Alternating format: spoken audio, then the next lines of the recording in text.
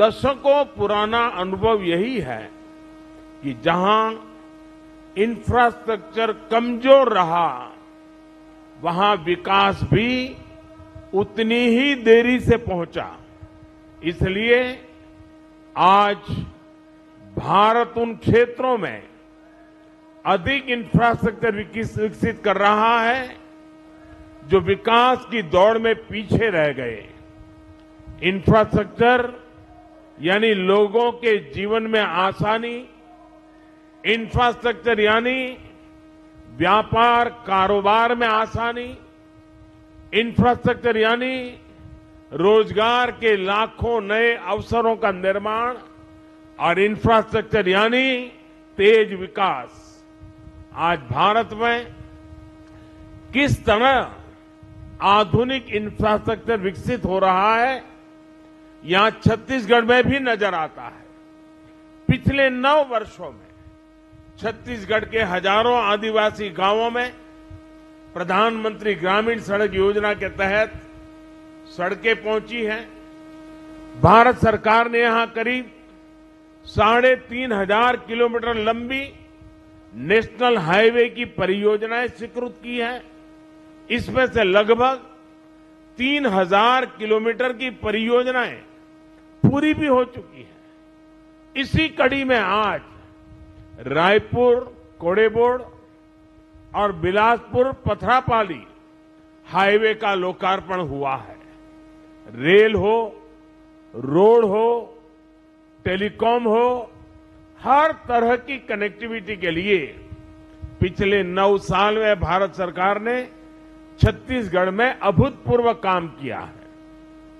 साथियों, आधुनिक इंफ्रास्ट्रक्चर का एक और बहुत बड़ा लाभ है जिस पर उतनी चर्चा नहीं हो पाती।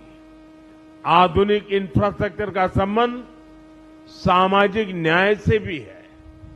जो सदियों तक अन्याय और असुविधा झेलते रहे, उन तक भारत सरकार आज ये आधुनिक सुविधाएं पहुंचा रही है। गरीब, दलित, पिछड़े, आदिवासी, इनकी बस्तियों को आज ये सड़कें, ये रेल लाइनें जोड़ रही हैं।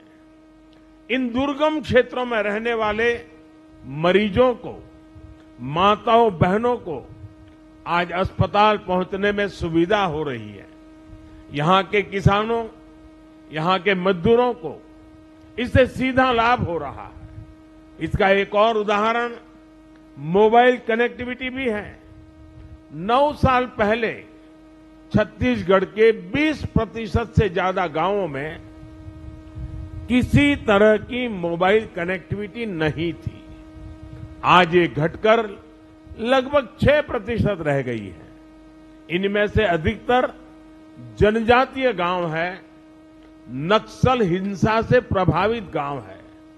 इन गांवों को भी अच्छी 4G कनेक्टिविटी मिले, इसके लिए भारत सरकार 700 से अधिक मोबाइल टावर लगवा रही है। इनमें से करीब 300 टावर काम करना शुरू कर चुके हैं। जिन आदिवासी गांवों में पहुंचते ही पहले मोबाइल सन्नाटे में आ जाते थे, आज उन्हीं गांवों में मोबाइल की रिंगटोन बज रही है। मोबाइल कनेक्टिविटी पहुंचने से कितने ही कामों में अब गांव के लोगों को मदद मिल रही है। और यही तो सामाजिक न्याय है, और यही तो सबका साथ सबका विकास है। साथियों, आज छत्तीसगढ़ 2 इकोनॉमिक कॉरिडोर से जुड़ रहा है। रायपुर धनबाद इकोनॉमिक कॉरिडोर और रायपुर विशाखापट्टनम इकोनॉमिक कॉरिडोर इस पूरे क्षेत्र का भाग्य बदलने वाले हैं। ये आर्थिक गलियारे उन आकांक्षी जिलों से होकर गुजर रहे हैं जिन्हें कभी पिछड़ा कहा जाता था, जहां कभी हिंसा और अराजकता हावी थी। आज उन्हीं जिलों में भारत सरकार की कमान में विकास की नई गाथा लिखी जा रही है।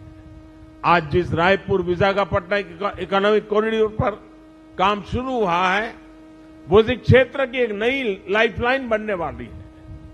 इस कॉरिडोर से रायपुर और विशाखापट्टनम के बीच का सफर आधा हो जाएगा। 6 लेन की ये सड़क धमतरी की धान बेल्ट, कांकेर की बॉक्साइट बेल्ट और कोड़ा गांव के हस्तशिल्प की समृद्धि को देश के अन्य हिस्सों में जोड़ने का प्रमुख मार्ग बनेगी। और मुझे इसकी एक और खास बात बहुत अच्छी लगी।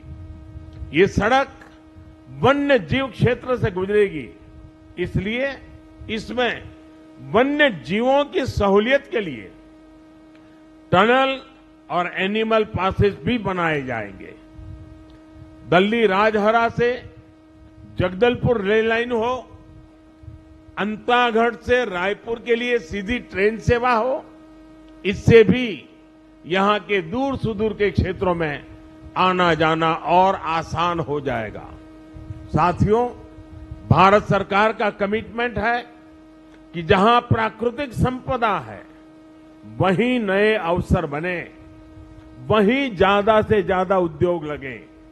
इस दिशा में भारत सरकार ने जो प्रयास बीते 9 वर्षों में किए हैं, उनसे छत्तीसगढ़ में औद्योगिकरण को नई ऊर्जा मिली है।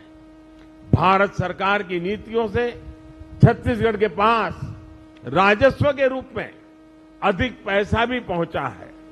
विशेषकर माइंस और मिनरल एक्ट बदले जाने के बाद छत्तीसगढ़ को रॉयल्टी के रूप में कहीं अधिक पैसा मिलने लगा है।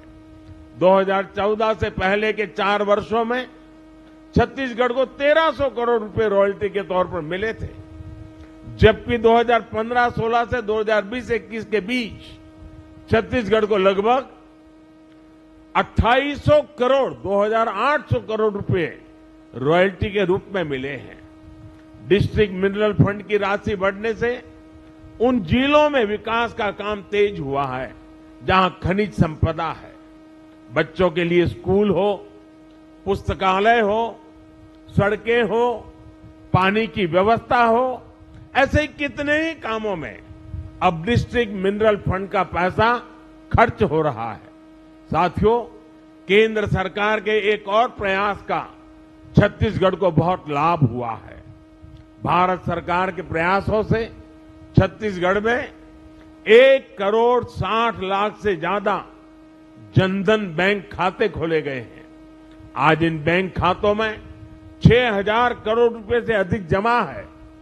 ये उन गरीब परिजनों, उनके परिवारजनों, किसानों, श्रमिकों का पैसा है जो पहले यहां वहां अपने पैसा रखने के लिए मजबूर थे। आज इन जनधन खातों की वजह से गरीबों को सरकार से सीधी मदद मिल पा रही है। छत्तीसगढ़ के युवाओं को रोजगार मिले, वो स्वरोजगार करना चाहे तो दिक्कत ना हो, इसके लिए भी भारत सरकार निरंतर काम कर रही है। मुद्रा योजना के तहत 40,000 करोड़ रुपए से अधिक की मदद छत्तीसगढ़ के युवाओं को दी गई है। ये पैसे भी बिना गारंटी को दिए गए हैं। इस मदद से बड़ी संख्या में छत्तीसगढ़ के गांवों में हमारे आदिवासी युवक युवतियों ने, गरीब परिवार के युवाओं ने अपना कुछ काम शुरू किया है। भारत सरकार ने कोरोना काल में देश के छोटे उद्योगों को मदद देने के लिए भी लाखों करोड़ रुपए की एक विशेष योजना चलाई है। इस योजना के तहत छत्तीसगढ़ के करीब 2 लाख उद्यमों को लगभग 5,000 करोड़ रुपए की मदद मिली है। साथियों, हमारे देश में पहले कभी किसी सरकार ने हमारे रेहड़ी पटरी वालों की, ठेले वालों की सूद नहीं ली। इनमें से ज्यादातर लोग गांवों से ही तो जाकर शहरों में ये काम करते हैं। हर रेहड़ी पटरी और ठेले वाले को भारत सरकार अपना साथी समझती है। इसलिए हमने पहली बार उनके लिए पीएम स्वनिधि योजना बनाई।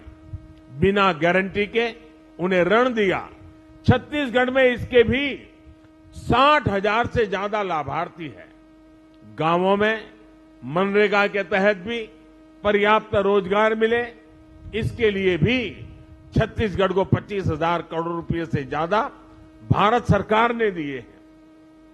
भारत सरकार का ये पैसा गांवों में श्रमिकों की जेब में पहुंचा है। साथियों, थोड़ी देर पहले यहां 75 लाख लाभार्थियों को आयुष्मान कार्ड दिए जाने की शुरुआत हुई है। यानी मेरे इन गरीब और आदिवासी भाई बहनों को हर साल 5 लाख रुपए तक के मुफ्त इलाज की गारंटी मिली है। छत्तीसगढ़ के 1,500 से ज्यादा बड़े अस्पतालों में वो अपना इलाज करा सकते हैं। मुझे संतोष है कि गरीब, आदिवासी, पिछड़े, दलित परिवारों का जीवन बचाने में आयुष्मान योजना इतना काम आ रही है। और इस योजना की और एक भी विशेषता है, अगर छत्तीसगढ़ का कोई लाभार्थी हिंदुस्तान के किसी और राज्य में है और वहां उसको अगर कोई परेशानी हो गई तो ये कार्ड वहां भी उसका सारा काम पूरा कर सकती है। इतनी ताकत इस कार्ड में है। मैं आपको विश्वास दिलाता हूं कि भारत सरकार इसी सेवा भाव से छत्तीसगढ़ के हर परिवार की सेवा करती रहेगी। एक बार फिर आप सभी को इन विकास कार्यों के लिए बहुत बहुत बधाई देता हूं, बहुत बहुत शुभकामनाएं देता हूं। धन्यवाद।